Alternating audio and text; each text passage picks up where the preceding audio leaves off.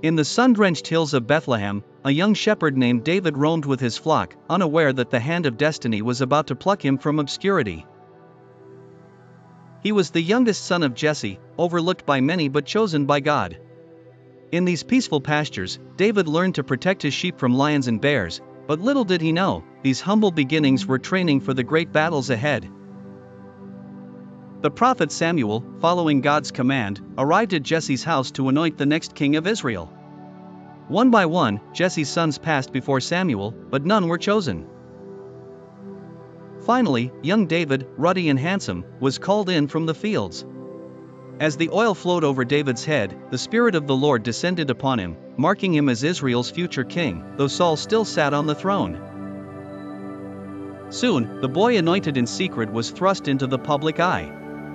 The Israelites were locked in a standoff with the Philistines, and from their ranks emerged a giant, Goliath, whose taunts shook the hearts of Saul's army.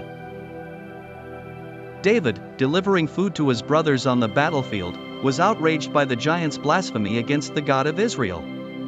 With a shepherd's sling and unwavering faith, he stepped into the valley to face Goliath. In a dramatic moment that would echo through the ages, David's stone found its mark, striking Goliath's forehead and felling the giant.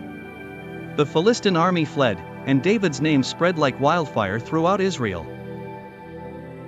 But with fame came danger, as King Saul's heart darkened with jealousy.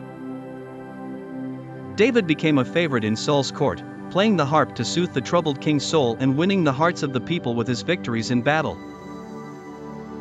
But Saul's envy turned to murderous intent. Twice, Saul hurled a spear at David, but the young warrior evaded death, escaping into the wilderness where he would live as a fugitive. David, now a leader of a band of outcasts and warriors, roamed the wilderness, pursued relentlessly by Saul. Even in the depths of his trials, David's heart remained close to God. He had opportunities to kill Saul, but each time he spared the king's life, refusing to harm the Lord's anointed.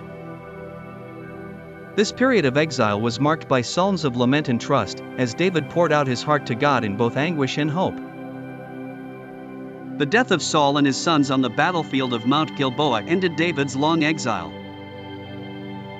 The tribe of Judah crowned him king in Hebron, and after a bloody civil war, all of Israel united under his rule. David's first act as king was to conquer Jerusalem, establishing it as the capital of his kingdom and bringing the Ark of the Covenant into the city with great rejoicing. The golden age of David's reign began. He expanded Israel's borders, defeating the Philistines, Moabites, Ammonites, and other enemies. David established a powerful kingdom, rich in wealth and influence. But even in this time of prosperity, a shadow loomed over David's house. The king, now in the prime of his power, made a grave mistake.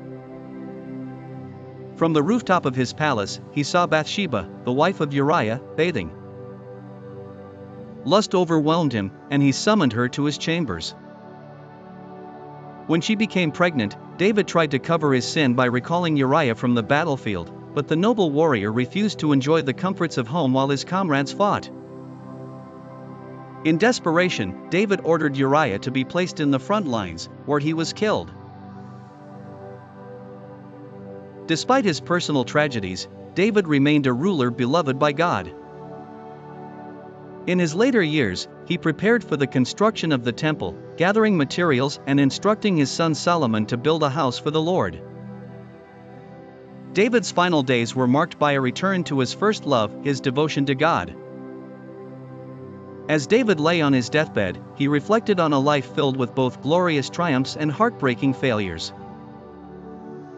He charged Solomon to follow God's ways, to keep his statutes and commandments, and to lead Israel with wisdom. The king who had once been a shepherd boy, who had slain giants and united a kingdom, breathed his last, and was buried in the city of David. David's legacy lived on, not just in the kingdom he built, but in the eternal promises God made to him. His life, a tapestry of faith, sin, redemption, and grace, stands as a testament to the boundless mercy of God and the enduring hope for all who seek Him.